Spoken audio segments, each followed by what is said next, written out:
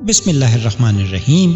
السلام علیکم ناظرین، شام کی چائے کی آج کی نشست میں جناب اشفاق احمد صاحب کی لکھی ہوئی کتاب زاویہ میں سے جس کہانی کا انتخاب ہم نے کیا ہے اس کا نام ہے گوما ان ہالینڈ۔ تو آئیے شروع کرتے ہیں۔ یہ جو بات میں کرنے لگا ہوں اس کا ہماری محفل زاویہ سے بلا واسطہ تو کوئی تعلق نہیں ہے، لیکن ایک چھوٹا سا تعلق ضرور ہے کہ محنت کرنے سے اور لگن کے ساتھ پوری دھن کے ساتھ جس طرح لوگ خدا کو تلاش کر لیتے ہیں، جس طرح دنیا کی تلاش میں ہم لگے رہتے ہیں، مجھ سے اکثر اوقات لوگ سڑک پر چلتے ہوئے جب سامنے سرخ بتی ہوتی ہے تو گاڑی روک کر شیشہ اتار کر کہتے ہیں کہ اشفاق صاحب بابا ہے کہیں؟ میں کہتا ہوں ابھی تو نہیں، اس وقت موٹر میں پھر کبھی ملوں گا تو آپ سے ملاقات ہوگی۔ کہنے لگے بس ٹھیک ہے جی، بڑی مہربانی۔ ایسے بھی کہہ کر گزر جاتے ہیں، اور کچھ ایسے ہیں جو اکثر پوچھتے ہیں کہ کوئی بابا نہیں ملتا۔ میں نے کہا سر وہ اب آپ کی آرزو نہیں ہے۔ کئی کو میں نے یہ بھی کہا، اس محفل میں بھی یہ بات کی کہ 14 برس BA کرنے میں لگائے، 14 مہینے اس کی کوشش کرو روحانی دنیا میں جانے کی۔ کہنے لگا نہیں 14 مہینے تو بہت زیادہ ہیں۔ میں نے کہا 14 ہفتے۔ کہنے لگے نہیں یہ بھی بہت زیادہ ہے، اتنا ٹائم نہیں ہے ہمارے پاس۔ میں نے کہا اگر کوئی ہے بابا تو میں آپ کی خدمت میں پیش نہیں کروں گا، اس لیے اسے زچ کرنے کے لیے، ذلیل و خوار کرنے کے لیے اس کا ایڈریس پوچھ رہے ہیں، کیونکہ آخر میں آپ نے یہ کہنا ہے کہ ملے تھے، وہ تو کچھ بھی نہیں ہے، اس نے تو کوئی کبوتر نکال کر دکھایا ہی نہیں۔ اکثر یہی آرزو ہوتی ہے نا آدمی کی۔ ہم نے پاس کرنے کے لیے کہا تھا، وہ تو کیا نہیں ڈبہ پیر جو تھا۔ اکثر جو جعلی قسم کے پیر ہوتے ہیں وہ اسی طرح بنتے ہیں کہ اپنی زندگی تو بیچارے شروع کرتے ہیں اللہ کی تلاش میں، لیکن ہم لوگ جو ان کی خدمت میں حاضر ہونے والے ہوتے ہیں وہ ایسے ہوتے ہیں کہ ان کو جا کر مجبور کرتے ہیں آہستہ آہستہ کہ وہ ڈبہ پیر بنے اور ہماری خواہشات کو پورا کریں۔ ابھی تک کوئی بندہ ایسا نہیں گیا ان کے پاس جو کہے کہ مجھے کچھ روح کی تلاش ہے، اللہ کی آرزو ہے، میں دنیا کے بارے میں کچھ نہیں جاننا چاہتا، اس لیے میری آپ مدد کریں۔ چونکہ ایسا سوال نہیں ہوتا اس لیے وہ بیچارے اپنا روپ بھی اور طرح کا اختیار کر لیتے ہیں۔ تو میں تمہیداً عرض کر رہا ہوں کہ یہ جو بات میں کرنے والا ہوں اس کا تعلق سٹرگل سے ضرور ہے، کوشش سے اور جد و جہد سے، لیکن اس کا بلا واسطہ طور پر اس سے تعلق نہیں ہے۔ لیکن آپ سنیں گے تو چونکہ آپ ہمارے ذہین ناظرین ہیں، خود بخود اس کے ساتھ جڑتے چلے جائیں گے۔ سن 49 کی بات ہے، میں یہاں تھا تو ہمارے دوستوں کا ایک گروہ تھا جس میں سے سب سے نمایاں دوست ہمارا نصرت درانی تھا، جو ایک سپلائی کمپنی کا مالک تھا، ملٹری کو سامان لے کر دیتا تھا، امیر آدمی تھا اس زمانے میں۔ اس کی بیوی بہت ماڈرن تھی، ہم اس کو پیار سے نینی کہتے تھے۔ نینی استانی قسم کی خاتون تھی اور ہر بات میں ہم کو گائیڈ کرتی تھی۔ آرٹسٹ بہت اچھی تھی، اور وہ یہ جو لینڈسکیپ پینٹنگ ہوتی ہے واٹر کلر کی بہت ماہر تھی، اور وہ اکیلی لڑکی تھی سارے لاہور میں جو دوپٹہ نہیں لیتی تھی۔ سارے اس کو حیرانی سے دیکھتے تھے کہ کمال کی بات ہے۔ اس کے بال کٹے ہوئے تھے جو اس زمانے میں نہیں ہوتے تھے۔ ہم جب اس کے ساتھ دوستوں میں باہر نکلتے تھے تو سب اس نینی کو دیکھتے تھے۔ اس کا ایک بچہ تھا، بڑا شریر، بڑا ضدی، بڑا ظالم، بوٹ سے ٹھوکریں مارنے والا، بالکل نہ ماننے والا۔ تو ان کے ساتھ، اس خاندان کے ساتھ ہمارے بڑے تعلقات رہے۔ ہمارا ایک دوست تھا بہت اچھا آرٹسٹ، ابھی بھی ہے، تو ان کے اسٹوڈیو میں ہم اکٹھے ہوتے تھے۔ کئی دفعہ ہم اپنی دھما چوکڑی لارنس گارڈن، جس کو اب باغ جناح کہتے ہیں، اس میں مچاتے تھے۔ ہم چلتے رہے بہت اچھی طرح سے ایک دوسرے کے ساتھ باہوں میں باہیں ڈال کر۔ بڑے اچھے ایام ہمارے گزر رہے تھے کہ اچانک درانی اور نینی کا جھگڑا ہو گیا۔ میاں بیوی کا جھگڑا ہو جایا کرتا ہے، وہ اتنی شدت اختیار کر گیا کہ انہوں نے علیحدگی کی بات کر لی کہ ہم ایک دوسرے کے ساتھ نہیں رہ سکتے۔ بچے کا معاملہ تھا، ہم سب روئے پیٹے۔ درانی سخت آدمی تھا، اس نے کہا نہیں میں نے نہیں رہنا۔ میں نے کہا بچے کا کیا کرو گے؟ اس نے کہا بچے کی مرضی ہے، ماں کے پاس رہنا چاہے ماں کے پاس رہے، میرے پاس رہنا چاہے تو میرے پاس رہے۔ تو نینی کو بھی ہم نے سمجھایا، وہ کہتی تھی کہ نہیں، اگر یہ اتنا زیادہ سخت ہے تو میں اس سے بھی زیادہ سخت ہوں، مجھے کوئی پرواہ نہیں، میں اپنے فن میں طاق ہوں۔ لو جی، دیکھتے ہی دیکھتے ہماری نظروں کے سامنے ہماری موجودگی میں کاغذ یعنی طلاق لکھی گئی، اور وہ تو کم روئے اور ہم زیادہ روئے، اور بڑا دکھ ہوا، طلاق ہو گئی، بچہ ماں کے ساتھ چلا گیا، ویسا ہی ضدی، ویسا روتا بسورتا ٹھڈے مارتا ہوا۔ تو درانی سے میں ملا، وہ منتقل ہو گیا تھا GHQ راولپنڈی، وہیں اس کا دفتر تھا، اچھا خاصا بڑا دفتر۔ میں نے اس سے کہا کہ اب تمہیں شادی کر لینی چاہیے۔ کہنے لگا نہیں، دفع کرو، یہ تو پیشہ ہی ایسا نہیں ہے کہ شادی کرو۔ میں شادی کروں گا نہیں، ساری عمر۔ میں نے کہا نہیں تمہیں کرنی چاہیے، تو نہیں مانا۔ سارے دوستوں نے بھی زور دیا مگر نہیں مانا۔ وہ کہتا تھا میں اکیلا بڑا خوش ہوں، یہ میری کوٹھی ہے، اور اتنی بڑی کوٹھی 12-14 کنال کی، اور چھاؤنی کا علاقہ ہے، خوش و خرم ہم رہتے ہیں۔ مائی آتی ہے، اماں زین کپڑے دھونے کے لیے، اس کے ساتھ 2 بیٹیاں تھیں، ایک دارو تھی، ایک کا نام گوما تھا۔ وہ کپڑے بھی دھو جاتی، کھانا بھی پکا جاتی، جھاڑو واڑو بھی کر جاتی۔ پھر ان کا خانسامہ تھا، پھر اس کا گھوڑا تھا، گولف کھیلتا تھا، امیر آدمی تھا۔ اچانک میں تھوڑا سا اس سے دور ہو گیا، کیونکہ میں لاہور میں مصروف ہو گیا۔ کچھ میری مصروفیات آزاد کشمیر ریڈیو میں تھیں، جیسا کہ آپ کو پتہ ہے وہاں سے تراڑکھل چلے گئے۔ تو لوٹ کے آیا تو اس نے کہا میں نے فیصلہ کر لیا ہے شادی کرنے کا۔ میں نے کہا بڑی اچھی بات ہے۔ کہنے لگا اب کی بار میں شادی کروں گا تو کسی ایسی لڑکی سے کروں گا جو بالکل دیہاتی ہو، الڑ مٹیار ہو، جس کو زمانے کا کچھ پتہ نہ ہو، نینی جیسی نہ ہو، نہ پینٹنگ جانتی ہو، نہ ڈانس جانتی ہو، نہ اس کو کچھ زندگی کا آگے کا پتہ ہو، نہ پیچھے کا پتہ ہو، ایک سادہ پاکیزہ سی لڑکی۔ میں نے کہا بھائی دیکھ لو، تم بہت پڑھے لکھے ہو اور تمہارا انداز زیست مختلف قسم کا ہے، تو تم اس کے ساتھ نباہ کر لو گے؟ اس نے کہا میں کر لوں گا، میں نے تہیہ کر لیا ہے۔ تو جناب یہ فیصلہ اس نے دل میں کر لیا ہوا تھا۔ میں نے دوستوں کو اطلاع بھی دی، بتا بھی دیا، تو انہوں نے کہا یہ بکواس کرتا ہے، یہ ہو نہیں سکتا، یہ کس طرح سے کرے گا، یہ تو بہت ماڈرن قسم کا آدمی ہے۔ میں لوٹ کے آیا کراچی سے، ہمارا وہاں ایک سیمینار تھا، کوئی 1 مہینے کا۔ مجھے اس نے ڈھونڈا، گاڑی اس کے پاس لینڈ روور تھی، بغیر چھت کے بٹن دباتے تو چھت کھل جاتی تھی۔ وہ آیا اور کہنے لگا میٹ یور بھابھی۔ تو وہ ایک چادر میں لپٹی ہوئی بیچاری لڑکی، نہ اس کا سر منہ نظر آئے۔ میں نے کہا کون ہے یہ لڑکی؟ تو میں نے آگے ہو کے کہا السلام علیکم۔ کہنے لگی وعلیکم السلام بھائی جان۔ تو دیہاتی سی لڑکی تھی، تو میں نے آگے ہو کے دیکھا وہ گوما تھی، جو ان کے کپڑے دھونے آتی تھی، اماں جان کام کرنے والی کی بیٹی۔ اس نے اس کے ساتھ شادی کر لی، گوما کے ساتھ۔ میں نے سر پر ہاتھ پھیرا، میں نے کہا یہ گوما بیچاری جھاڑو دیتی ہے، کچھ نہیں پتا اس کو۔ اس نے کہا میں بڑا ہی خوش ہوں اس کے ساتھ، اور بڑی اچھی زندگی بسر ہو رہی ہے، مجھے وہ نخرے والی نہیں چاہیے۔ اچھا بھائی اب کیا کر سکتے تھے؟ خواتین و حضرات، پورے 1 سال کے بعد 31 دسمبر کی رات تھی۔ اگلے دن صبح نیو ایئر تھا۔ چھاؤنی میں وہ تھا، چکلالہ میں، بہت لمبا چوڑا انتظام جیسے ہوتا ہے۔ تو اس نے کہا شام کو باغ میں چلیں گے۔ میں نے کہا ٹھیک ہے چلیں گے۔ کھانے کا مجھے جب سے شوق تھا، میرے جسم سے بھی ظاہر ہے۔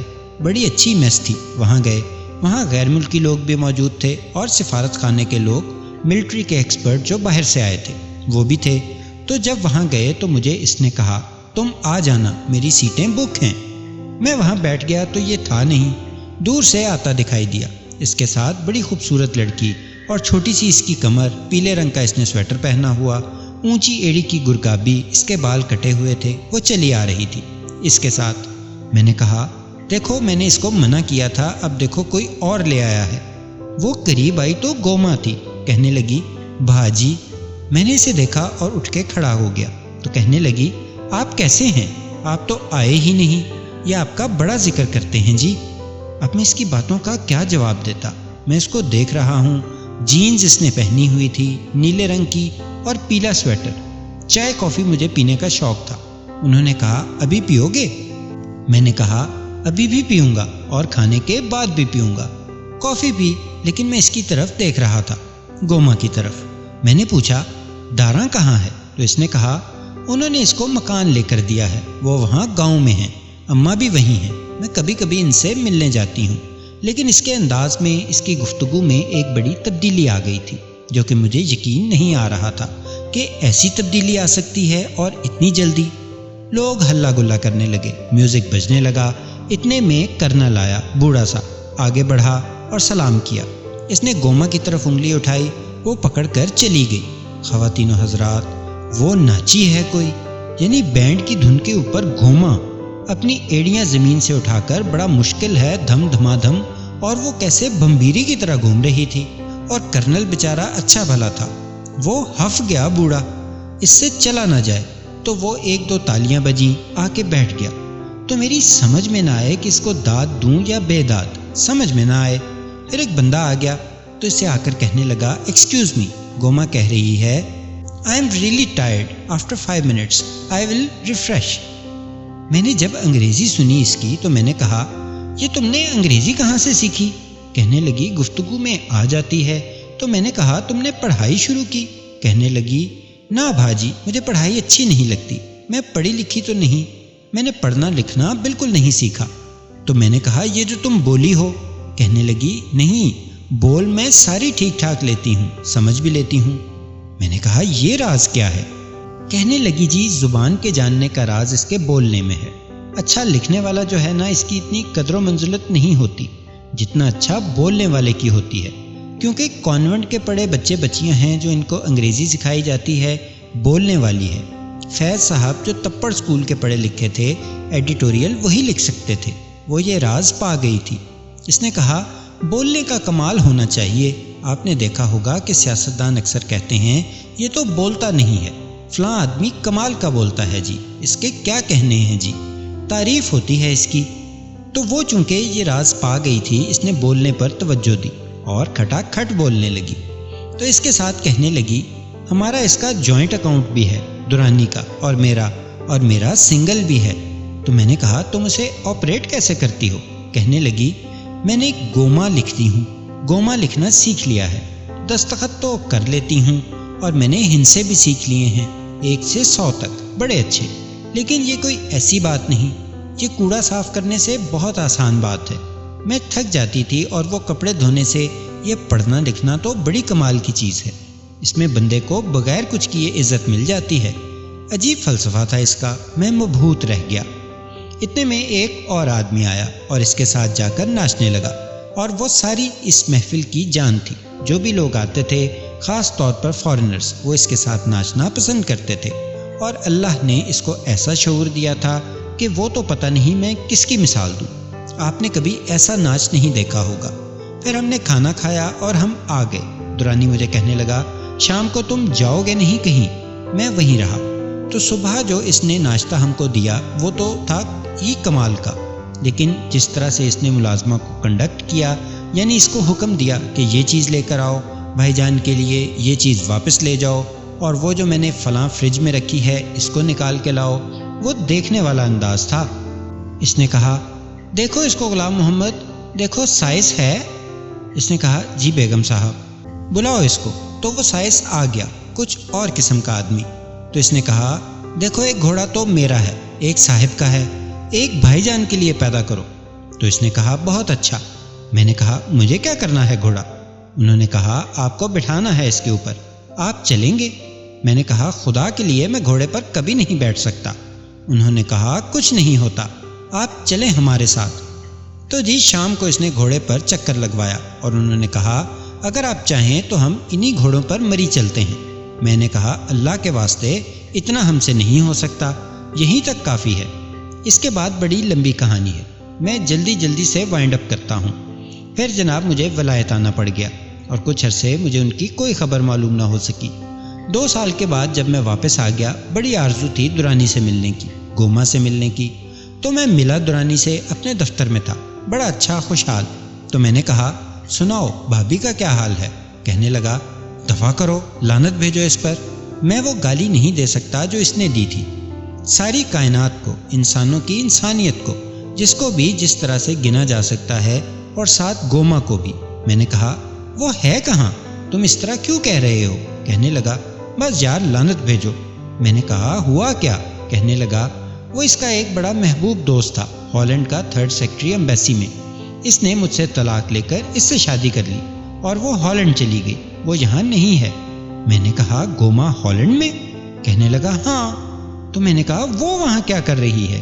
کہنے لگا وہ ہم سے تم سے زیادہ سمجھدار ہے، اس کو زندگی گزارنے کا طریقہ بہت اچھی طرح سے آتا ہے، اور وہ اونچ نیچ کو بہت اچھی طرح سمجھتی ہے، اور وہ اپنا آپ اپلائی کرتی ہے۔ اگر کہیں اس نے اپنا آپ روحانیت کی طرف اپلائی کیا ہوتا تو اس وقت پاکستان کی کیا پورے بر صغیر کی ایک بزرگ ترین ہستی ہوتی، لیکن اس کا رخ دوسری طرف ہے، وہ کامیابی کے ساتھ زندگی بسر کر رہی ہے۔ تو میں نے کہا مجھے جانا ہے ولایت، تو پھر میں اس سے ملے بغیر نہیں رہ سکوں گا۔ اس نے کہا جاؤ دفع ہو جاؤ تم بھی اس کے ساتھ۔ خیر مجھے وہاں ہالینڈ جانے کا اتفاق ہوا، پتہ کیا، اس کو ڈھونڈ نکالا۔ بڑی خوش و خرم تھی، اور اس کا ولایتی خامد، وہ چھوڑ چکا تھا نوکری۔ اس نے کوئی خوشبویات کی ایکٹیویٹی چلا لی تھی، اس میں وہ ساتھ اس کے کام کرتی تھی۔ میں نے کہا تم نے ابھی تک لکھنا نہیں سیکھا؟ کہنے لگی نہیں، لکھنا نہیں سیکھا، میں بولتی انگریزی ہوں، اب میں ڈچ زبان بھی بول لیتی ہوں کیونکہ مجھے اس کا محاورہ ہے۔ اس نے کہا ایک فرق میری زندگی میں پڑا ہے کہ میں نے اپنے نام کے سپیلنگ بدل لیے ہیں، میں اس کو گورنمنٹ کے کرتی ہوں، فرینچ میں ٹی نہیں بولتے بھائی جان، تو گوما لکھتی تھی، یہ بہت اچھا لگتا ہے۔ جب میں دستخط کرتی ہوں، پیسے چیک وغیرہ نکالنے ہوتے ہیں تو میں بڑا خوش ہوا۔ کہنے لگی لیکن مجھے یہ اچھا نہیں لگتا، یہ علاقہ جو ہے نا ہالینڈ ہے، میں اسے چھوڑنا چاہتی ہوں۔ میں نے کہا تم کہیں اور کام کر لو۔ کہنے لگی نہیں، میں اس پر غور کر رہی ہوں۔ کہنے لگی اماں کا بہن کا کبھی کوئی خط آتا ہے، ان کو پیسے وغیرہ بھیج دیتی ہوں، وہ بہت خوش ہیں۔ میں نے کہا تمہیں آرزو پیدا نہیں ہوئی کبھی ان سے ملنے کی؟ کہنے لگی ہوتی ہے، لیکن یہاں کام وام اتنے ہیں، مصروفیات ایسی ہیں کہ میں اس میں لگی رہتی ہوں اور میں ان کی طرف توجہ نہیں دے سکتی، لیکن میں ان کی نگہداشت بہت اچھی طرح سے کر لیتی ہوں، مالی طور پر وہ بہت خوش ہیں۔ میں نے کہا اچھا جی ٹھیک ہو گیا۔ اس سے مل کے، اس کے ہاں کھانا کھا کے، پھر اپنے کام کر کے جو میرے ذمے تھے ہماری یونیورسٹی کی طرف سے، میں واپس آیا اور دورانی سے ملا، بہت خوش و خرم اور بہت اچھے موڈ میں، ہاں جسے کہتے ہیں نا چاغیاں مارتا ہوا۔ بالکل خوش ہوتے ہوئے کہنے لگا لو دیکھو ہماری بھی مدد ہو گئی۔ میں نے کہا وہ کیسے؟ کہنے لگا وہ اس بدبخت کے پاس بھی نہیں رہی، ڈچ کے پاس، اس نے اس سے طلاق لے لی ہے، برسلز کے ایک بوڑھے کے ساتھ شادی کر لی ہے جو کہ وہاں کی ایلومینیم کی فیکٹری کا مالک ہے، اب وہ اس کی فیکٹری رن کرتی ہے کیونکہ بابے سے اتنا نہیں ہوتا کام، اب اس کے ہاں 1500 ملازم ہے، گھگو بجتا ہے اور وہ بیچ میں پتلون پہن کے گھومتی ہے، ہنٹر پکڑ کر جیسے سرکس نہیں ہوتی، رنگ ماسٹر، وہ سارا کنٹرول کرتی ہے، اور اتنا اچھا اس نے کنٹرول کیا ہے کہ اب وہ یورپ ایسوسی ایشن آف ایلومینیم فیکٹری کی اسسٹنٹ صدر ہو گئی ہے۔ یہ یاد رکھیے پنڈی کے پاس گاؤں ہے، دولتالہ، اس کے پاس کی رہنے والی تھی، تو یہ اس کا ارادہ تھا اور یہ اس کا تہیہ تھا۔ اس وقت میں اسے نہیں جانتا، 10 سال ہو گئے ہیں، مجھے یقین ہے اب بھی وہ انٹرنیشنل ایلومینیم ایسوسی ایشن کی صدر ہوگی، کیونکہ اللہ نے اسے بڑی صلاحیت دی تھی اور اس نے اپنی ساری صلاحیت ایک رخ کے اوپر چلا دی تھی۔ تو جب لوگ یہ پوچھتے ہیں کہ صاحب ہمیں کوئی بتائیں کہ بابا کدھر ہوتا ہے، تو مجھے ہمیشہ وہ یاد آ جاتی ہے۔ اس نے کبھی نہیں پوچھا تھا کہ وہ کہاں ہوتا ہے، یہ فلاں چیز کہاں ہوتی ہے۔ وہ اپنی دھن کی پکی اور راست رو خاتون تھی، اور جو بات تھی دل میں رکھتی تھی، وہ بہت کم گو تھی، دھار نہ دھاری تھی، اس کو پورا کر کے چھوڑا۔ خواتین و حضرات، اگر آپ تہیہ کرنا چاہتے ہیں تو مجھ سے نہ پوچھیں، اپنے آپ سے پوچھیں کہ آپ کا کیا ارادہ ہے۔ جب تک آپ کی کنوکشن نہیں ہوگی، باہر کی لائی ہوئی تبدیلی کسی طرح سے بھی آپ کی مدد نہیں کر سکتی۔ اب ہم سارے مل کے اپنی گوما کو ڈھونڈیں گے، یعنی ہماری اپنی روح جو ہے وہ ہمارے لیے گوما کا درجہ رکھتی ہے نا۔ ہم چونکہ روح کے انسان ہیں، اللہ میاں نے انسان کو ایک کیفیت دی جو دوسروں کو کسی جاندار کو نہیں دی۔ انسان کا ایک وجود جو ہے وہ جسم ہی جسم نہیں ہے، اس کے اوپر ایک اور چوبارہ بھی ہے جو انٹلیکٹ کا چوبارہ ہے، اسی وجود کے اوپر وہ انٹلیکٹ کا چوبارہ جو آپ کو مجبور کرتا ہے کہ آپ سردیوں کی یخ بستہ رات کو ٹوٹی ہوئی بائسیکل چلاتے ہوئے نصرت فتح علی خان کا گانا سننے جائیں۔ وہ تقاضا ہے نا، بھینس کبھی بھی مشاعرہ سننے نہیں جاتی، اس کو صرف اپنا جسم چاہیے۔ روٹی کپڑا مکان کوئی جانور ایسا نہیں کرتا۔ شیر نے آج تک کسی قوالی میں شرکت نہیں کی، بندہ کرتا ہے، اس کی آرزو ہے، جو مرضی کریں۔ یہ جو انٹلیکٹ ہے، ذہن کا چوبارہ، اس کے اوپر ایک اور ہے، اور وہ روح کا چوبارہ ہے، وہ ہمارا بند پڑا ہے۔ گندی ٹوٹی پھوٹی پھوس اس میں پڑی ہے، پرانا ٹوٹا ہوا چرخہ ہے، پرانی منجیاں، چارپائیاں، بستر پھینکے ہوئے ہیں، شیشے اس کمرے کے ٹوٹے ہوئے ہیں، کنڈی اس کی پرماننٹلی بند ہے۔ کبھی کبھی کوئی آدمی اوپر چڑھتا ہے اور وہ آواز دے کر پوچھتا ہے کہ یہ کس کا ہے چوبارہ؟ تو نیچے سے آواز دیتی ہے کہ اپنا ہے، تو کہتا ہے اس کو کھولیں۔ وہ کہتی ہے نا پت، دفع کر، اس میں گند بھوس بھرا ہوا ہے، اس کو کھولنے کی چندہ کوئی ضرورت نہیں۔ تو یہ ارادہ سیڑھیاں طے کر کے اوپر چڑھنے والے انسان کا ہوتا ہے کہ آیا میں اس کوٹری کو کھولوں یا نہ کھولوں، اب یہ فیصلہ آپ کے اختیار میں ہے۔ اللہ آپ کو آسانیاں عطا فرمائے اور آسانیاں تقسیم کرنے کا شرف عطا فرمائے۔